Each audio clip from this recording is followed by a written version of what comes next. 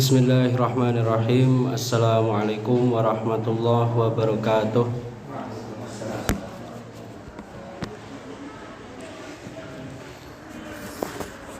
Alhamdulillah, wassalatu wassalamu ala rasulillah wa ala alihi wa man walah. Asyhadu an la ilaha illallah wahdahu la syarikalah wa asyhadu anna Muhammadan abduhu wa rasuluhu la nabiyya ba'da.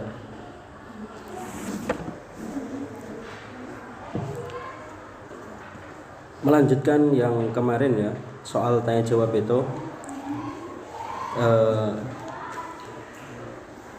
sebutkan kitab lain untuk memahami syarah Ibnu Abil Aiz.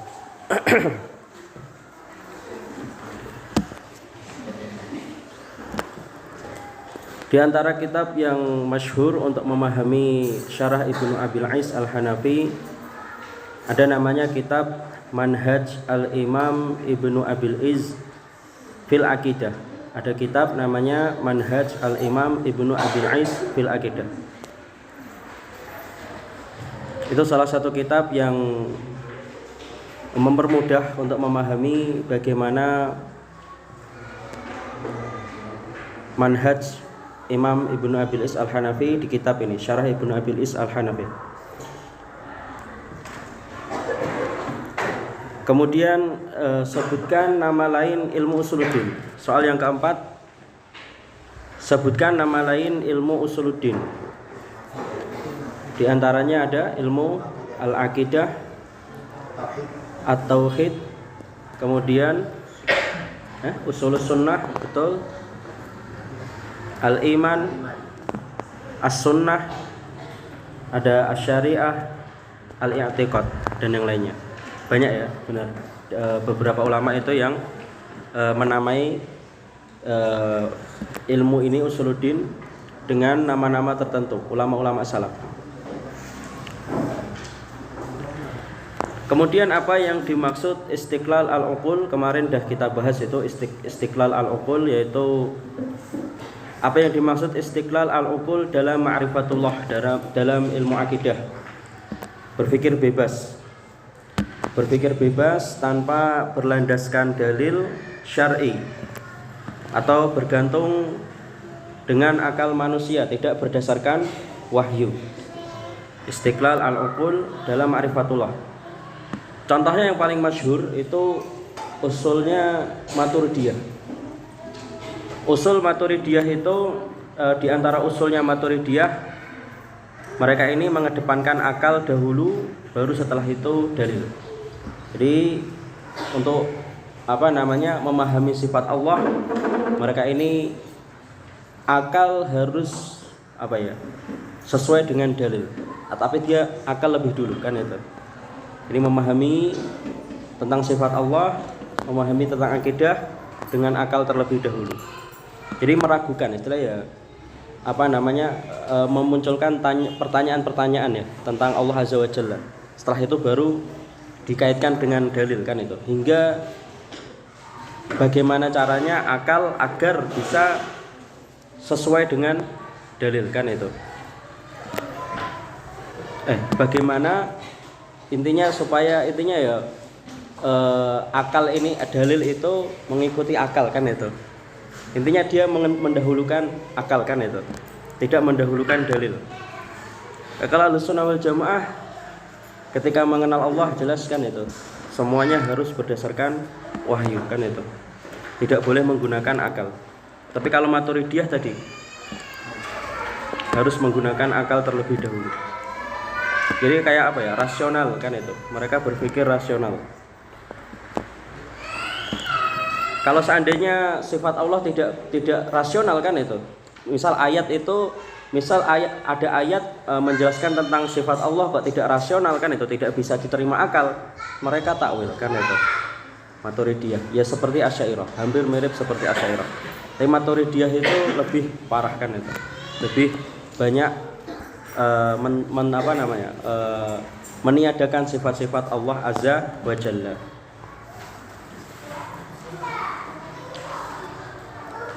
Tidak ada kehidupan bagi hati kecuali dengan mengenal Rabbnya. Ini perkataan Ibnu Abil Is Al-Hanafi.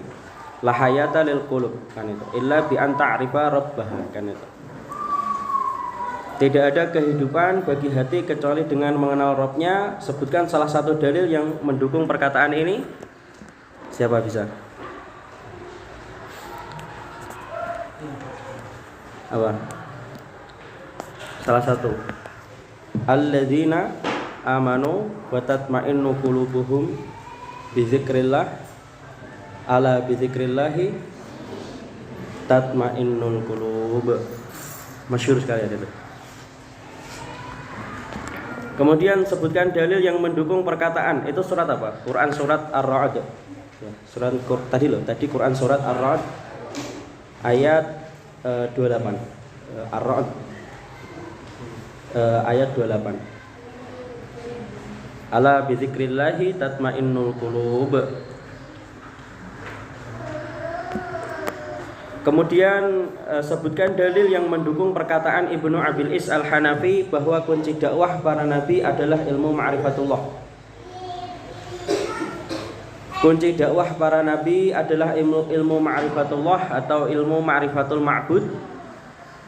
Apa? Itu ayat itu terkenal sekali di kitab tauhid kan itu. Apa? Walaqad ba'atsna fi kulli ummatin rasulan an i'budullah wajtanibut tauhid. Wajtanibut tauhid. Quran surat An-Nahl ayat 36. Bahwasanya walaqad ba'atsna, kami telah mengutus fi kulli ummah, di setiap umat, rasulan, seorang utusan. Tugasnya apa? Ani abdullah wajtanibut tauhid, untuk menyerukan sembahlah Allah semata, wajtanibut tauhid, dan jauhilah tauhid. Itu salah satu dalil yang jelas sekali menunjukkan kunci dakwah para nabi adalah ilmu ma'rifatul ma'bud, menyampaikan ilmu tentang menyembah Allah Azza wa Jalla. Kemudian soal yang terakhir ke-8. Di atas ilmu ma'rifatullah, ilmu akidah, dibangun tujuan-tujuan risalah semuanya. Ini perkataan Ibnu Abil Is. Bahwasanya di atas ilmu ini yang kita kaji, itu nanti dibangun ilmu-ilmu atau risalah-risalah semuanya, perintah-perintah dan larangan-larangan Allah semuanya. Pertanyaannya, ini pertanyaan banyak sekali sebenarnya dalam masalah ini. Ini pertanyaan supaya memahami aja. Apakah mengetahui rukun sholat ini adalah termasuk dalam fikih akbar? Rukun sholat, kalau kemarin setelah kita kaji, mengetahui tata cara sholat, rukun sholat, fikih ibadah, itu masuknya fikih furu' kan itu, bukan termasuk al-fiqh al-akbar kan itu, bukan termasuk ilmu usuluddin kan itu. Kemudian apakah sholat berjamaah adalah termasuk dalam al-fiqh al-akbar? Tentu al-fiqh al-furu' kan itu. Kemudian apakah memuji sahabat termasuk dalam fiqh al-akbar?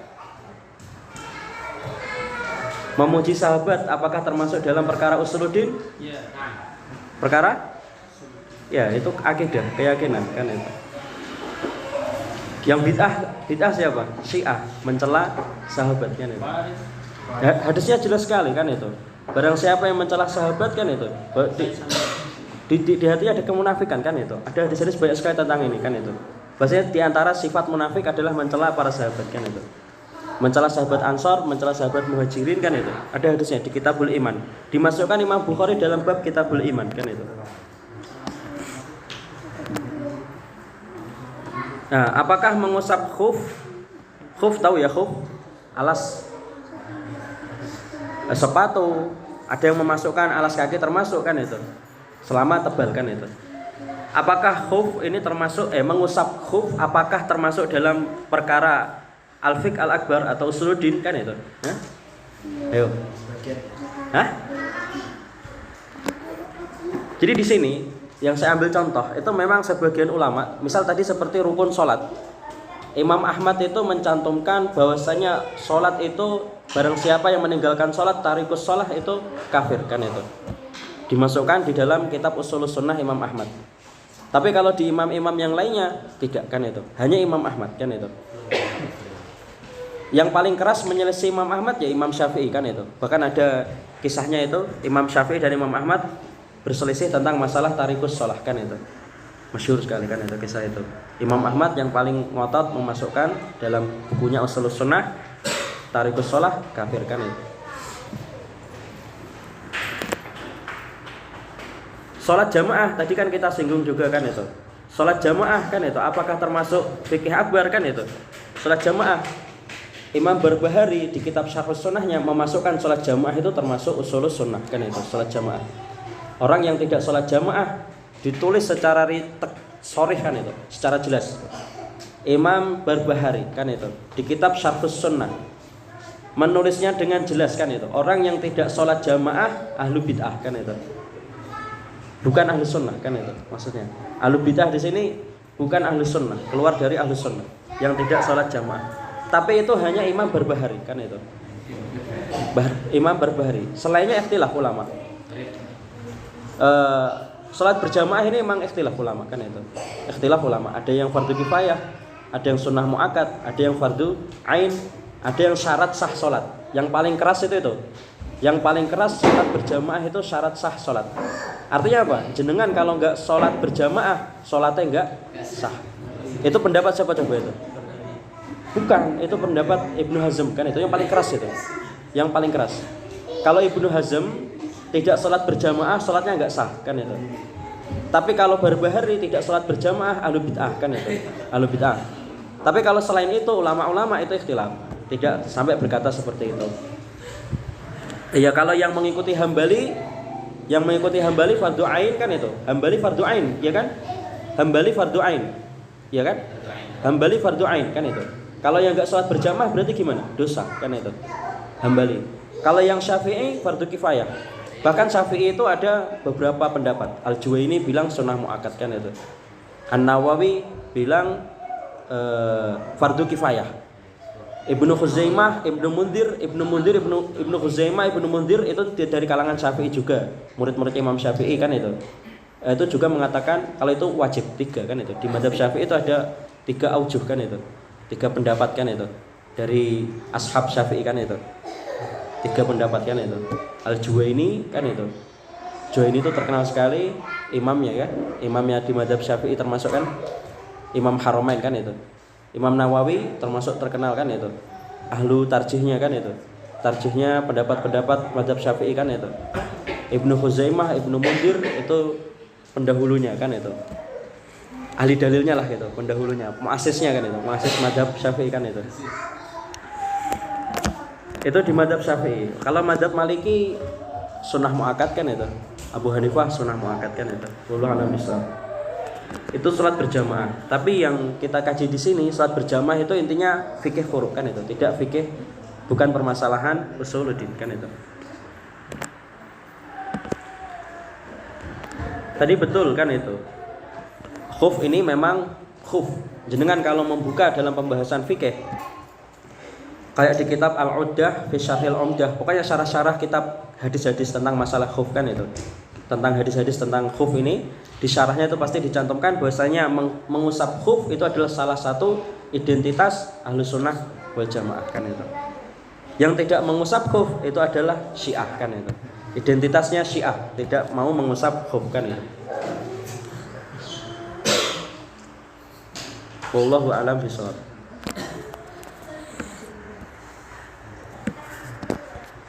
Sekarang materi yang berikutnya. Materi yang baru.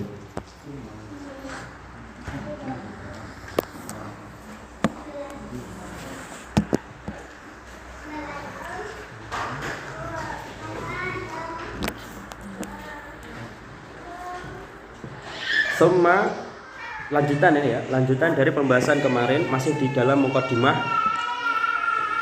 Summa yatba'u dzalika aslan aziman. Lalu ada 2 asas yang mulia yang berkaitan dengan ma'rifatul ma'bud, yang berkaitan dengan ilmu mengenal siapa yang berhak disembah. Ilmu mengenal yang paling berhak disembah. Ahaduhuma, asas itu diantaranya salah satunya adalah ta'rifut thariq al-muwassil ilaih, mengenal atau mengetahui jalan yang menghubungkan kepada Allah Azza wa Jalla. Wa hiya syari'atuh, ialah syariatnya.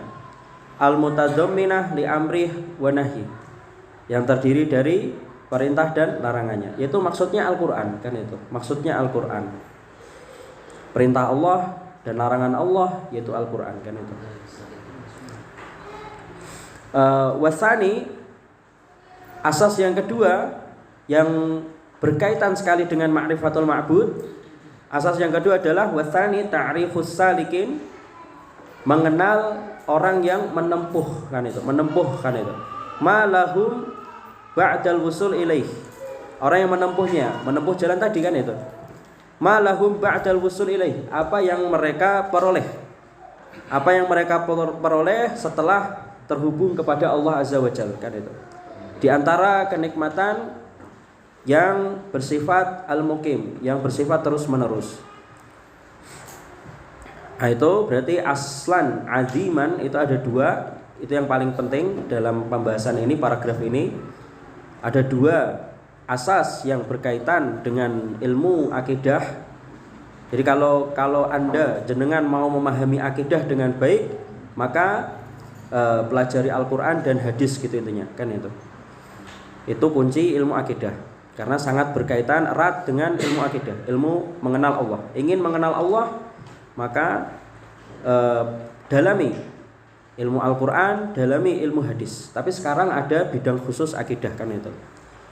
Tapi untuk bisa mencapai ilmu akidah ini, kalau tidak paham Al-Qur'an dan tidak paham hadis, tentu akan semakin lemah dalam memahami akidah, kan itu.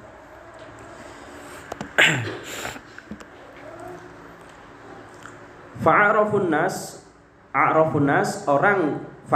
nas billahi azza wa jalla, orang yang paling mengenal Allah azza wa jalla adalah atba'uhum lit-thariq al-muwassil ilaih wa'arafuhum bihalis salikin indal qudum alaih.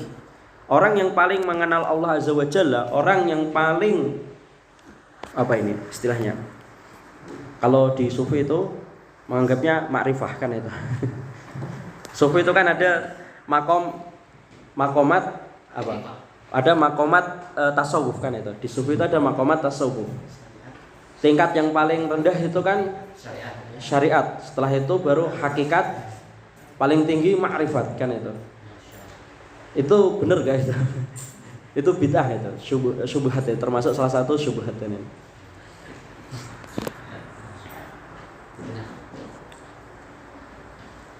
Kemudian dalam Asy'ariyah itu, di penjelasan ulama-ulama Asy'ariyah itu ada istilah hampir sama seperti maqamat tasawuf, kan itu. Namanya maqamat al-ibadat, kan itu. Itu juga syubhat, kan itu. Pasti jenengan sering dengar ini, maqamat ibadat, kan itu. Jadi orang-orang Asy'ariyah, ulama-ulama Asy'ariyah, apakah ini juga termasuk sufi wallahu alam, tapi saya mendengarnya sering dari orang-orang Asy'ariyah. Ketika menjelaskan tentang ibadah, kan itu. Ibadah yang paling jelek, kan itu ibadah yang karena didasari pengen masuk surga. Itu menurut dia ibadah yang paling marjuh, ibadah paling lemah. Maqamat al-ibadat, kan itu. Orang beribadah sholat karena pengen masuk surga, itu ibadah yang paling jelek, kan itu. Itu maqamat al-ibadat dari ulama-ulama terkenal di Asy'ariyah. Kalau jenengan dengarkan, kan itu, kajian-kajian Al-Azhar di Jami Al-Azhar, kan ada itu di YouTube, kan itu. Ketika mereka muqaddimah sering itu di bawah itu maqamat al-ibadat, yang itu pasti sering dijelaskan. Ibadah yang paling jelek, paling marjuh, ibadah karena pengen masuk surga. Tam'an lil jannah, kan itu. Sering itu. Ibadah tam'an lil jannah itu ibadah yang paling marjuh. Kemudian ibadah yang agak ke atas sedikit, kan itu. Menurut mereka itu ibadah yang beribadah salat karena takut masuk neraka, kan itu. Itu masih marjuh, masih jelek menurut mereka. Ibadah yang paling tinggi, maqamat al-ibadah yang paling tinggi itu apa? Ibadah karena Allah semata, kan itu. Allah tak, karena Allah semata, tanpa mengharap pengen masuk surga, tanpa takut masuk neraka. Itu menurut mereka, tapi itu dibantah oleh ulama-ulama. Di antaranya seperti guru saya sendiri, saya Mustafa Al-Adawi, dibahas itu, sering itu dibahas. Masalah itu maqamat al-ibadat. Ahlussunnah ibadah gimana? Ibadah ya di Al-Qur'an banyak sekali penjelasannya. Ibadah ya karena lillahi ta'ala dan karena apa namanya? Baina raghabah wa rahbah kan itu. Antara berharap kan itu dan antara takut kan itu. Berharap. Jadi ketika sholat kita antara takut-takut harap kan itu. Harap-harap cemas kan itu. Harap-harap cemas kan itu. Harap-harap ibadah ini diterima Allah kan itu. Dan cemas kalau tidak diterima Allah Azza wa Jalla. Jadi maqamat al-ibadat itu salah satu syubhat tentang masalah ini berkaitan dengan a'rafun nas. Karena mereka menganggap orang yang paling alim, orang yang paling paham paling paham tentang ibadah, ma'rifatul ma'bud kan itu. Menurut mereka adalah yang tadi maqamat al-ibadat yang paling tinggi, beribadah semata hanya untuk Allah Azza wa Jalla. Kalau tasawuf tadi ma'rifat kan itu, tingkat ma'rifat kan itu yang sudah tak paling tinggi kan itu. Kalau ma'rifat tasawuf kan lebih parah lagi kan itu. Kalau sudah ma'rifat kan bisa ibadah itu di batin kan itu. Ibadahnya cukup di batin kan itu. Udah ibadahnya wis nggak perlu amaliyah kan itu. Ngeri ibadahnya kan itu. Kalau di sufi itu juga ada kan itu. Selain maqamat tasawuf itu ada yang paling bahaya itu wahdatul wujud kan itu. Wahdatul wujud. Menyatu dengan Allah Azza wa Jalla kan itu. Keyakinan itu paling syubhatnya paling besar kan itu. Sedangkan di sini Ahlussunnah kan itu dijelaskan oleh Ibnu Abil Is Al-Hanafi, a'rafun nas billahi azza wa jalla, orang yang paling mengenal Allah itu siapa? Orang yang paling taat mengikuti jalan yang terhubung kepada Allah, mengikuti Al-Qur'an, mengikuti perintah Allah, mengikuti larangan, menjauhi larangan-larangan Allah azza wa jalla. Dan juga a'rafuhum bihalis salikin indal qudum alaih. Orang yang paling mengenal Allah azza wa jalla adalah orang yang paling paham kondisi orang yang menempuhnya ketika terhubung kepada Allah azza wa jalla. Itu orang yang paling memahami itu kondisi orang yang terhubung kepada Allah azza wa jalla ya Rasulullah sallallahu alaihi wasallam. Jadi di sini yang dimaksud orang yang paling mengenal Allah ya Rasulullah sallallahu alaihi wasallam, yang paling taat Rasulullah sallallahu alaihi wasallam. Setelah Rasulullah siapa? Setelah Rasulullah siapa ya? Para sahabat kan itu.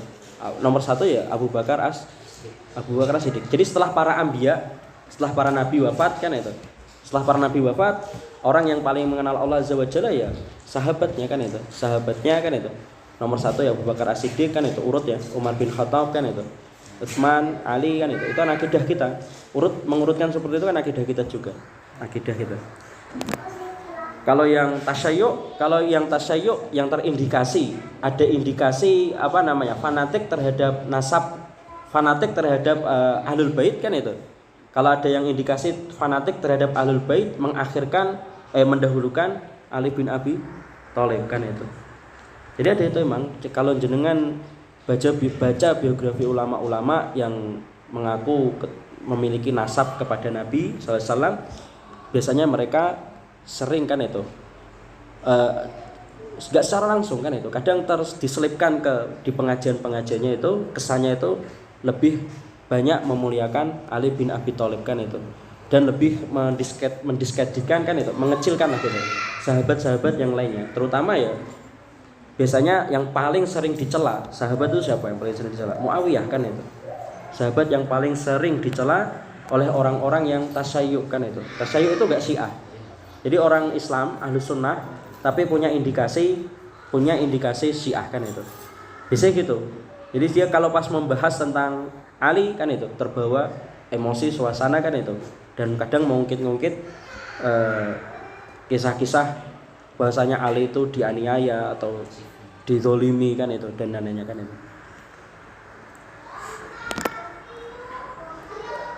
Lanjutnya walihada sama Allah, oleh karena itu Allah menyebut ma'anzalahu ala rasulihi ruhan, menyebut apa yang diturunkannya kepada rasulnya, apa itu Al-Quran. Allah menyebut Al-Quran sebagai ruh.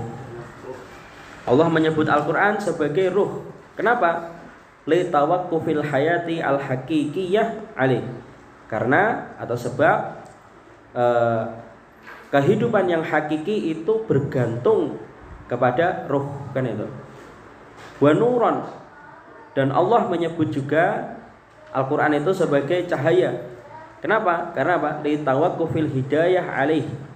Karena cahaya karena hidayah, kan itu sangat bergantung terhadap cahaya. Hidayah sangat bergantung terhadap cahaya. Hidayah maksudnya apa? Jalan yang benar. Jenengan supaya ketika mengendarai motor atau mobil, kan itu, supaya mengetahui jalan yang benar, kan itu, jenengan butuh lampu, kan itu. Seperti itu. Ya, butuh nur, kan itu. Jenengan supaya hidup itu jejak, kan itu, supaya hidup itu lurus, kan itu, berjalan di atas yang benar, supaya tahu jalan yang benar, butuh nur, kan itu. Cahaya, butuh hidayah. Hidayah itu adalah bisa diperoleh dari cahaya, kan itu. Cahaya itu adanya ada di Al-Qur'an, kan itu. Ya. Faqala Allah Ta'ala, maka Allah berfirman, kan itu, berdasarkan ini tadi penjelasan ini, yulkir ruh min amrihi ala man yasha'u min ibadihi. Allah memberikan ruh, memberikan Al-Qur'an atas perintahnya kepada siapa yang Dia kehendaki di antara hambanya. Wa qala ta'ala, dan Allah juga berfirman, wa kadzalika auhayna ilaik, demikian kami wahyukan kepadamu Nabi Muhammad ruhan, yaitu Al-Qur'an, min amrina, atas perintah kami, ma kunta tadri, yang mana sebelumnya kamu tidak tahu apa itu Al-Qur'an, mal kitab, walal iman, dan tidak tahu apa itu iman, walakin ja'alnahu nuran, tetapi kami jadikan Al-Qur'an itu sebagai cahaya, nahdi bihi, dengan itu kami beri petunjuk, man nasya, kepada siapa yang kami kehendaki, min ibadina, di antara hamba-hamba kami, wa innaka, dan sungguh kamu Nabi Muhammad, latahdi, akan membimbing manusia, maksudnya ila siratim mustaqim, kepada jalan yang lurus. Siratillah, jalan Allah, alladzi lahu ma fis samawati wa ma fil ard, Allah yang memiliki apa saja yang ada di langit, wa ma fil ard, dan apa saja yang ada di bumi. Ala ilallahi tasirul umur, ingatlah hanya kepada Allah semua perkara itu kembali. Ya jelas ya di paragraf ini nggak ada nasnya yang gharib, kan itu.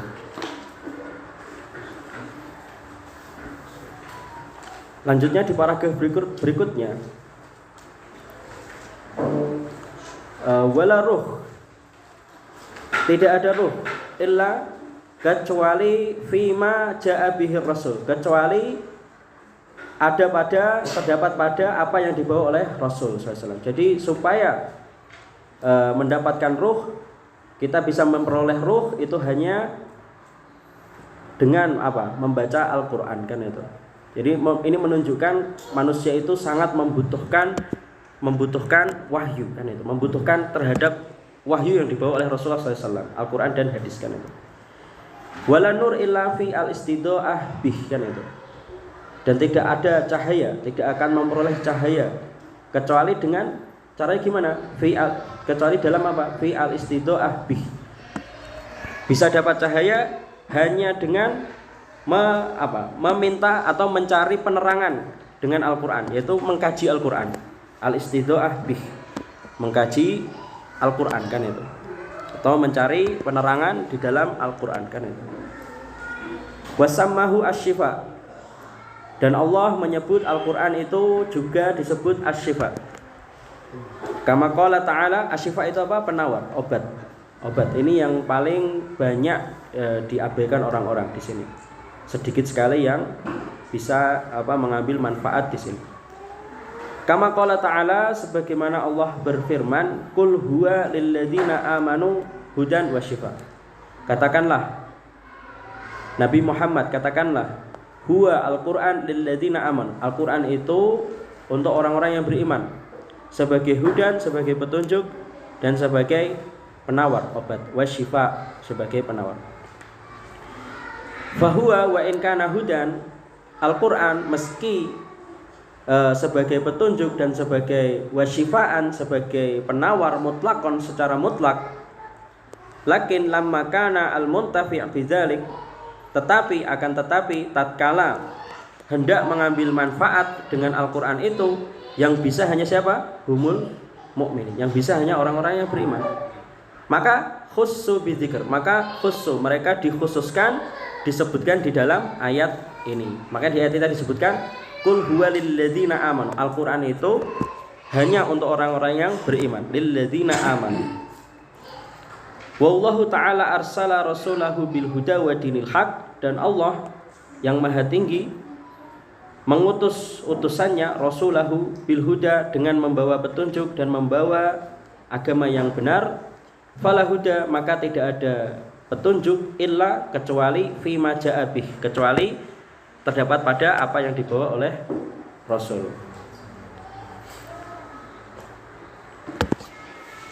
Lanjutnya paragraf berikutnya. Kita selesaikan ini biar cepat kan ya.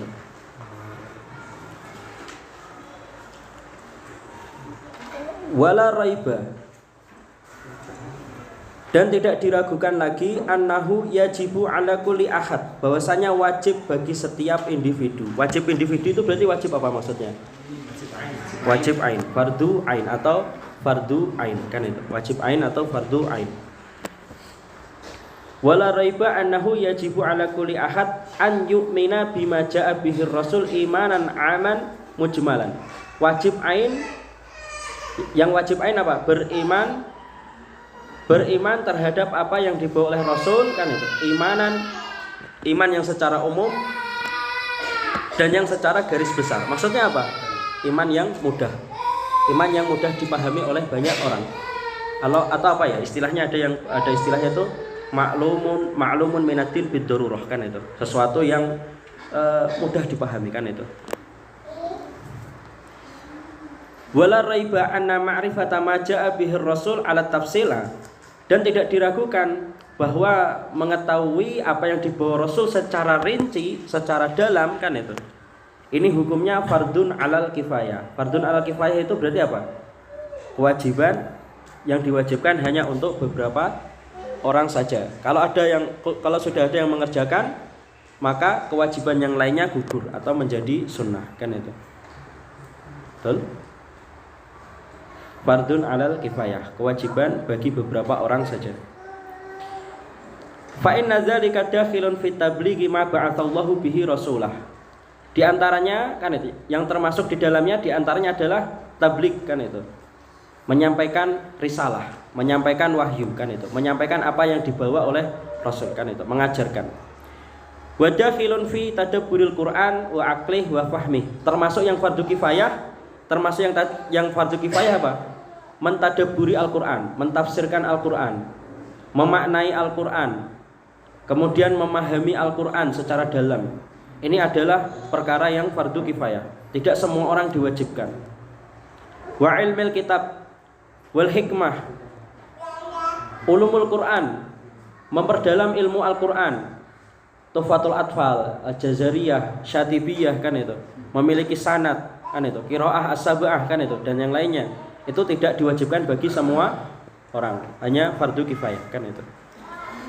Al-hikmah, ilmu hadis, kan itu. Ilmu hadis itu juga tidak diwajibkan bagi semua orang, fardu kifayah, kan itu. Hifdzuz dzikr, menjaga zikir rutin, zikir pagi, zikir petang, kan itu, menghafalkan zikir, kan itu. Itu semua hukumnya fardu kifayah, tidak diwajibkan untuk semua orang. Mengajarkan zikir dan lainnya. Wa du'a ilal khair, menyeru kepada kebaikan, itu fardu kifayah. Wal amru bil ma'ruf wan nahyi 'anil munkar, wal amri bil ma'ruf wan nahyi 'anil munkar, amar ma'ruf nahi munkar. Mengajak berbuat baik, kan itu. Dan melarang berbuat kemungkaran. Amar ma'ruf nahi munkar. Amar ma'ruf nahi munkar, fikih amar ma'ruf nahi munkar itu untuk apa? Fikih amar ma'ruf nahi munkar itu ditujukan untuk amalan-amalan yang nampak, kan itu. Amalan-amalan yang nampak. Kalau amalan-amalan yang batin, yang sembunyi-sembunyi, kan itu tidak pakai amar ma'ruf nahi munkar, pakainya nasihat secara diam, kan itu. Kalau orang yang sembunyi-sembunyi bermaksiat terus jenengan pakai amar ma'ruf nahi mungkar, itu fikihnya salah kan itu. Amar ma'ruf nahi mungkar itu ada bab namanya fikih hisbah kan itu. Dalam pembahasan itu khusus ada fikih namanya fikih hisbah. Kalau di Timur Tengah itu ada polisi yang bertugas untuk hisbah kan itu. Tapi kalau di Indonesia ini nggak tahu saya ada atau enggak polisi hisbah kan itu. Polisi amar ma'ruf nahi mungkar. Razia orang-orang yang maksiat di jalan-jalan kan itu. Orang-orang pacaran ditangkapi kan itu. Hah?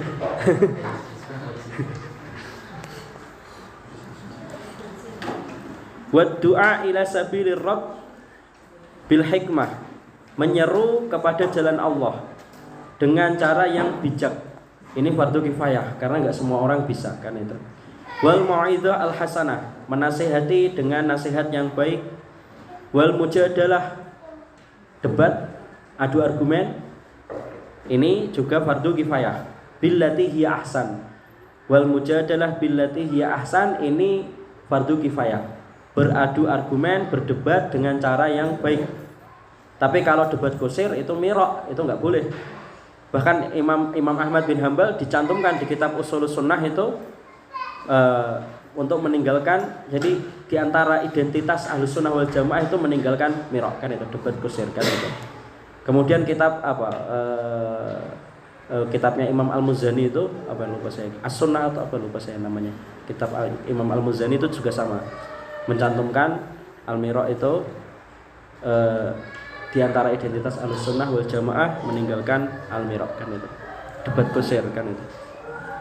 Tetapi kalau mujadalah billati hiya ahsan kan itu, adu argumen dengan cara yang baik kan itu, bukan debat kusir kan itu fardu kifayah. Wa nahwa dzalik, dan yang semisal itu, mimma aujabahullahu 'alal mu'minin, dari apa saja yang diwajibkan Allah terhadap orang yang beriman, fahuwa wajibun 'alal kifayah minhum, itu semua wajib yang kifayah bagi beberapa orang saja di antara orang-orang yang beriman.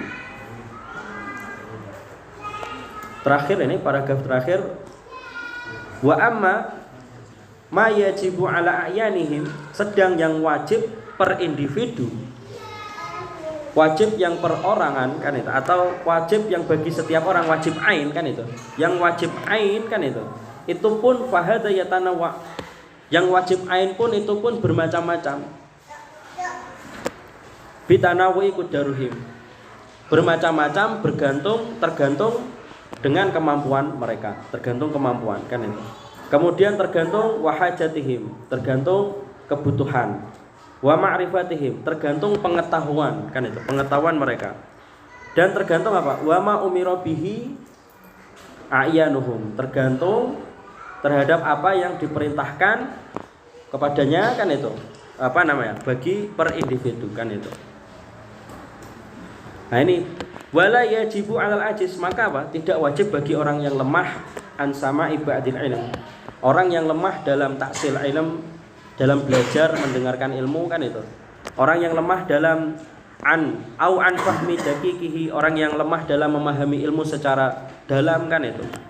Ini tidak wajib, tidak diwajibkan baginya sesuatu mayajibu 'alal qadir 'ala dzalik. Tidak diwajibkan baginya, ini tidak diwajibkan bagi mereka sesuatu yang diwajibkan bagi orang yang mampu dalam tadi, seperti memahami ilmu-ilmu yang secara rinci, secara dalam kan.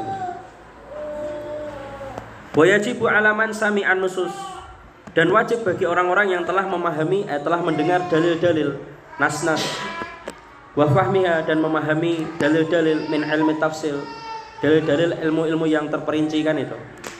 Mereka wajib, orang-orang yang telah mendengar dalil, memahami dalil, wajib bagi mereka kan itu. Kalau sudah mendengar dalil, wajib mereka, diwajibkan bagi mereka sesuatu yang tidak diwajibkan bagi orang yang belum mendengar dalil kan itu.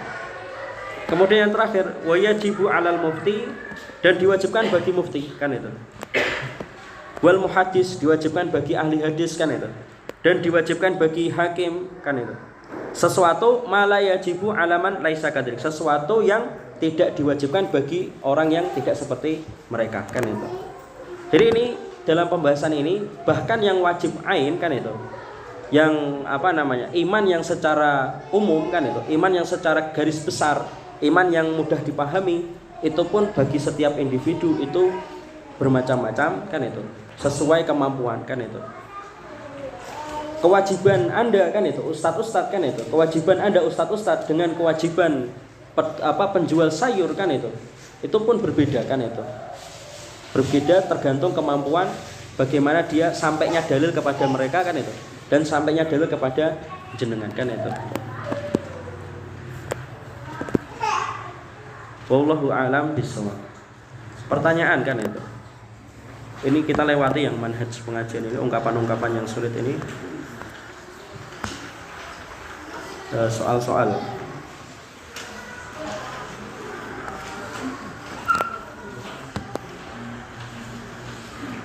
Soal-soal. Sebutkan syubhat ahlu bid'ah dalam bab a'rafun nas billah. Tadi sudah disebutkan ya. Syubhat-syubhat ahlu bid'ah kan itu dalam a'rafun nas billah. Seperti maqamat tasawuf kan itu. Itu syubhat ahlu bid'ah dalam bab siapa yang paling mengenal Allah Azza wa Jalla.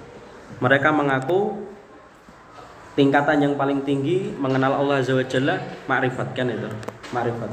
Realitanya setahu saya ma'rifat itu orang-orang sufi ini ma'rifat kalau sudah tingkat ma'rifat tadi mereka cukup beramal hanya dengan batin kan itu. Tingkat ma'rifat kan itu. Bahkan ada yang mengaku bertemu dengan Allah Azza wa Jalla kan itu tingkatnya. Kemudian di antara syubhat ahlu bid'ah kan itu dalam masalah a'rafun nas billah kan itu wahdatul wujud. Tadi sudah kita sebutkan kan wahdatul wujud kan itu. Mereka berdalil dengan hadis apa? Mereka berdalil wahdatul wujud itu berdalil dengan hadis man adali waliyan faqad adzantuhu bil harb kan itu, dan seterusnya kan itu. Hadis itu dipakai dalil oleh mereka kan itu. Padahal orang yang namanya orang yang dekat kepada Allah kan itu pasti tidak meninggalkan kewajiban kan itu. Kan itu. Enggak mungkin jenengan tahajud semalaman tapi enggak sholat subuh kan itu. Puasa setiap hari kan itu, tapi enggak pernah sholat berjamaah kan itu. Ini enggak mungkin kan itu. Kan kadang ada yang dianggap wali itu yang kuat puasa terus kan itu, tapi enggak pernah sholat kan itu. Bukan wali kan itu. Puasa terus tapi enggak sholat kan itu. Yang wajib enggak dilakukan kan itu. Jadi mereka kadang gitu. Jadi kalau ditanya kenapa enggak sholat itu amalan-amalan dasar kan itu. Pas lagi dasar kan itu. Kalau masih baru amatir kan itu, yaitu sholat kan itu. Tapi nanti kalau sudah tingkat yang tinggi kan itu, udah menyatu dengan Allah Azza wa Jalla kan itu, menurut mereka enggak perlu kan itu.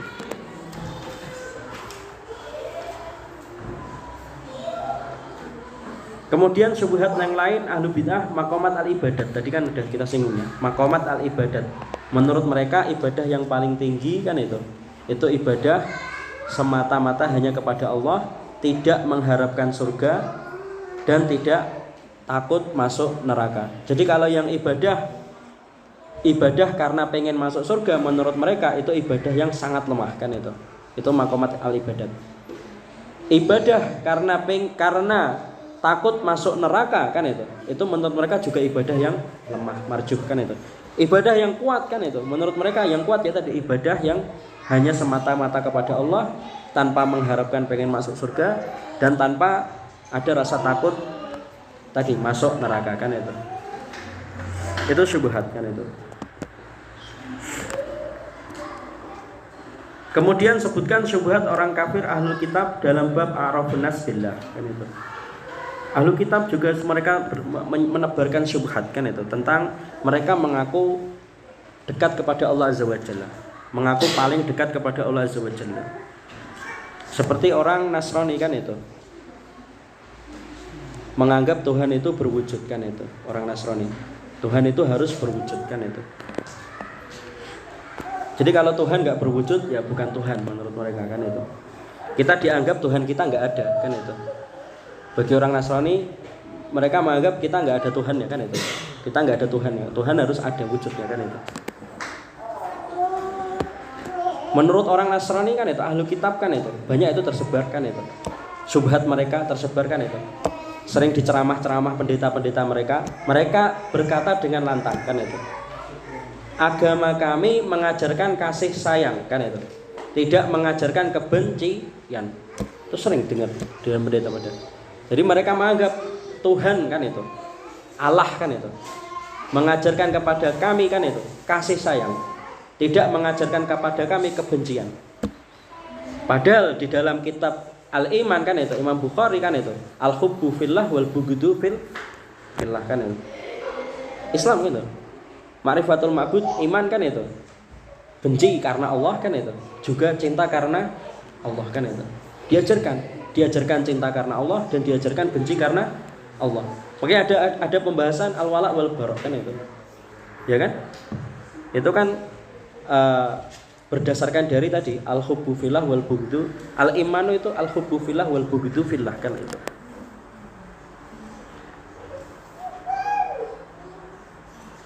Sebutkan syubhat orang ateis, orang kafir ateis dalam bab a'rafun nas billah, dalam bab mengenal Allah Azza wa Jalla, dalam bab iman kepada Allah Azza wa Jalla. Di antara syubhat orang ateis ya berusaha mematahkan hujah kan itu. Hujah rububiyah Allah kan itu. Berusaha mematahkan hujah rububiyah Allah, meragukan Isra Mi'raj kan itu. Meragukan Isra Mi'raj. Mana mungkin manusia bisa menembus langit kan itu. Itu syubhat orang-orang ateis kan itu. Meragukan kenabian kan itu. Meragukan sanad kan itu. Mereka enggak percaya orang Islam itu bisa menjaga sanad kan itu. Dan meragukan Al-Qur'an dan Al-Hadis kan itu. Ya itulah syubhat-syubhat orang kafir ateis. Wallahu a'lam bishawab kan itu.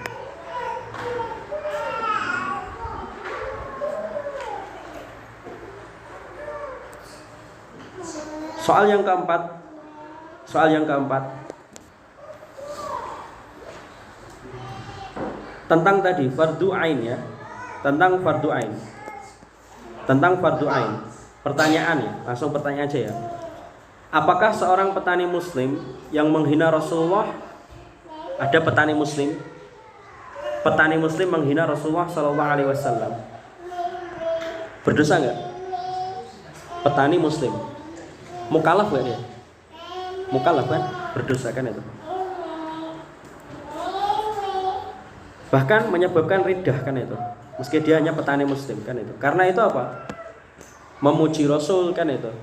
Itu bab yang iman tadi secara umum kan itu. Iman yang garis besar kan itu. Semua orang mudah untuk memahaminya. Kemudian anak kecil yang belum berakal, berarti belum mukallaf kan itu. Belum mukallaf. Menghina Allah, berdosa enggak anak kecil? Tidak kan itu. Berdosa yang berdosa siapa? Orang tuanya, kalau orang tuanya tidak mengajarinya mengenal Allah Azza wa Jalla dengan baik kan itu. Yang berdosa orang tuanya, kalau orang tuanya membiarkannya dan tidak mengajari anaknya mengenal Allah dengan baik kan itu. Orang sufi kan itu. Orang sufi dia tahu kan itu. Dia tidak tahu. Orang sufi dia tidak tahu hukum kesyirikan. Dia tidak tahu hukum kesyirikan. Kemudian dia menyembah kuburan orang soleh dengan sujud kan itu, tawaf kan itu. Berdosa enggak orang sufi? Berdosa kan itu. Karena itu perkara yang iman secara umum kan itu. Ya kan, sujud, tawaf kan itu, menyembah itu kan perkara yang umum kan itu. Semua orang harusnya mudah memahaminya kan itu. Tidak perlu akal yang berat kan itu untuk memahami hal itu kan itu. Bahkan ya syirik kan itu. Kemudian lagi soal yang kelima, diantaranya pertanyaannya langsung ya. Di sebuah pabrik kan itu, ada seorang ustadz kan itu. Di dalam pabrik sudah ada ustadz yang dipilih kan itu, untuk diletakkan di ahli bidang dakwah kan itu. Apakah wajib bagi buruh para pekerja untuk menekuni dakwah kan itu? Wajib nggak bagi mereka, untuk para buruhnya? Tidak, karena sudah ada ustadz tadi yang ahli di bidang dakwah. Karena dakwah tadi apa? Fardu kifayah kan itu. Di kantor kan itu, di kantor pegawai Ada seorang ustadz ditunjukkan itu sebagai ahli di bidang Al-Quran kan itu. Maka apakah wajib bagi seorang pegawai kantor kan itu mendalami ilmu Al-Quran? Wajib gak? Tidak kan itu. Karena itu fardu kifayah kan itu. Kemudian di sebuah desa tidak ada ustadz kan itu. Tidak ada yang ahli di dalam bidang hadis. Karena hadis tadi itu kan termasuk wahyu. Usuluddin termasuk kan itu. Apakah wajib bagi masyarakat mendalami hadis kan itu? Semuanya wajib kan itu. Fardu kifayah. Jadi kalau selama tidak ada yang mendalami hadis, wajib bagi semuanya masyarakat, wajib bagi semua masyarakat, atau memilih salah satu orang kan itu, disekolahkan kan itu, atau memilih beberapa kelompok membuat lembaga kan itu untuk di bidang hadis kan itu. Dan seterusnya yang terakhir kan itu, di sebuah desa tidak ada ahli yang di bidang hisbah tadi, amar ma'ruf nahi mungkar. Apakah wajib bagi semua masyarakat melakukan hisbah amar ma'ruf nahi mungkar kan itu? Hukumnya fardu kifayah kan itu. Selama tidak ada kan itu, tidak ada yang amar ma'ruf nahi mungkar, maka wajib bagi semuanya masyarakat kan itu. Wajibnya gimana? Mereka memilih orang kan itu, melatih orang kan itu, membiayai orang kan itu, membentuk kan itu organisasi kan itu, yang tugasnya menjaga tadi amar ma'ruf nahi mungkar, hisbah kan itu. Wallahu a'lam bishawab.